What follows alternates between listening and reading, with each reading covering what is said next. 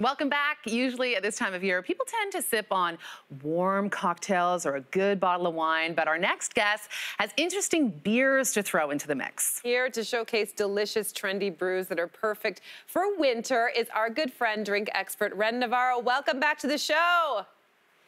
Thanks, friends. It's so great to be back. Ren, usually I think when people think of beer, they picture themselves sitting on a patio during a hot summer day. But you say there's actually a brew for every season. So let's talk about what sorts of beers we should be looking for this winter. So yeah, you know, it's obviously we're having to admit that it's getting cold.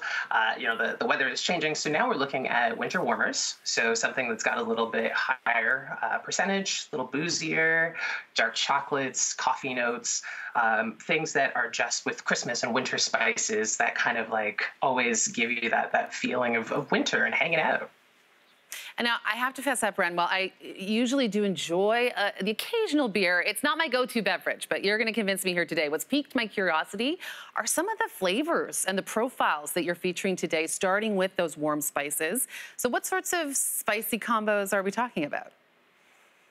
So you're looking at cardamom, clove, black peppercorn, possibly a little bit of sweet pepper, stone fruits. So, you know, prunes, peaches, plums. You know, we talk about sugar plums dancing in your head. So this is that same kind of thing within a beer. Okay, we're going to start with the first beer you've brought to us, and it falls under that spicy profile, and apparently it packs a bit of a punch. Warning, full disclosure, Meredith. Tell us about this one and what flavors we can expect. So this is Unibrew.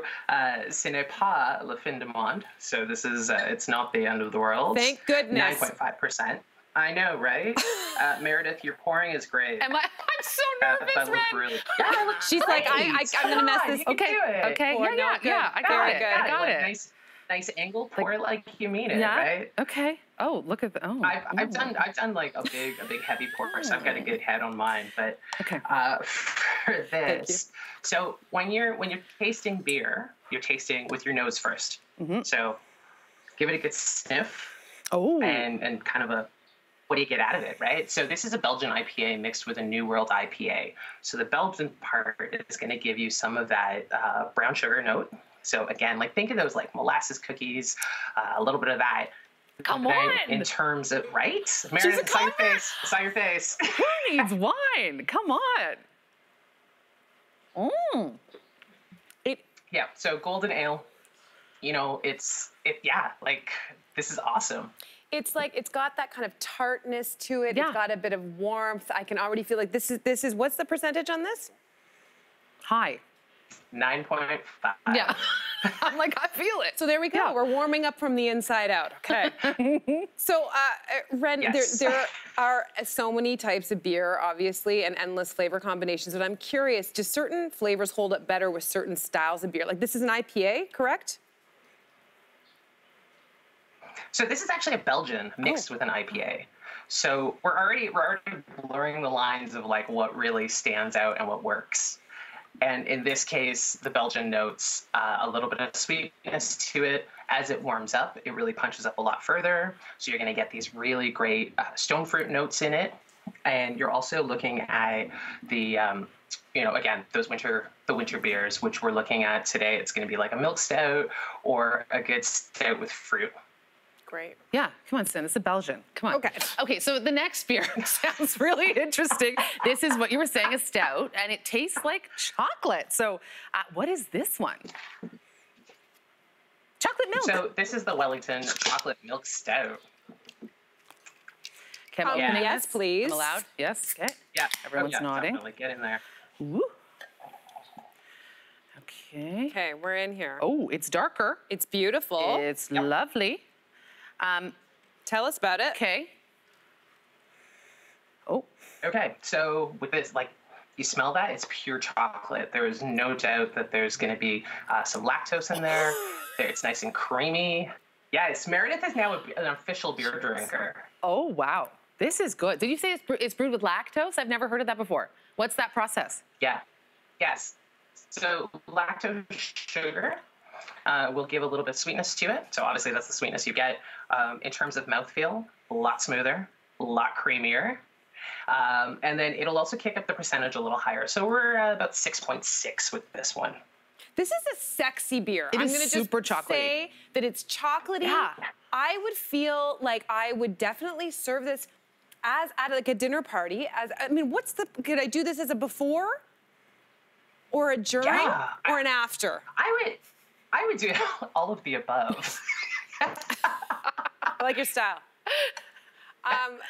Okay, Ren, so the holidays are around the corner, and it really does usually mean a lot of chocolate or festive fruits are being served. So the next stout sounds perfect for the season. So let's talk about this one. Yeah. So this is Muskoka's Winter Beard, and this is a double chocolate cranberry stout. So this one is also, these are like just beautiful colors. I love the colors. I'm also really enjoying the art on these, like these independent sort of smaller label beers. They go out of their way to make cute. I gotta tell you, I cans. buy things for the look. Me I too. do. I really do. Give me a good bottle or a can, I'm in. Okay, here we go. Okay, Tell us about cheers. this one. We haven't cheers. cheers yet. Oh, cheers. Cheers. Cheers. So, yes, cheers, virtual cheers. So this one, it's got cranberry. It's locally sourced cranberry from Muskoka.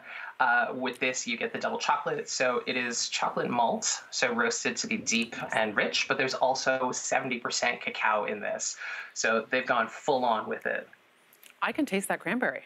Me too. Clearly. You can taste both notes. So is there a proper way, Yeah. like, do you suggest we tell our guests or ourselves to just kind of smell it first and then take it in? Yeah, I think that when you're tasting it, think the same way you think with wine, right? So the first thing you do is you kind of look at it, check out your color, and then you're gonna sniff it. And it's kind of the what do I get out of it first? And then you get to taste it. First taste is always the reset of your palate. So in case you've been doing a bunch of tastings like we have today, the first is just kind of your throwaway taste. Your second is the one where you're gonna really look for those flavors and you're gonna get those notes out of it. And what about your third, Ren? Yeah. The third and That's the when the party fourth, now starts. you're just building on it. Yeah, building. So thank you, and the friends and family thank you. I have had too much beer. Already, I love the rest of the show is going to be golden. Ren, thank you so much for sharing your knowledge, these delicious brews with us. Always a pleasure to see you. Thanks so much. Okay, for everyone watching, for a recap of what we sampled today, and you're going to want to check these out. You have to be sure to check out our social media channels. We'll be right back. I think this is...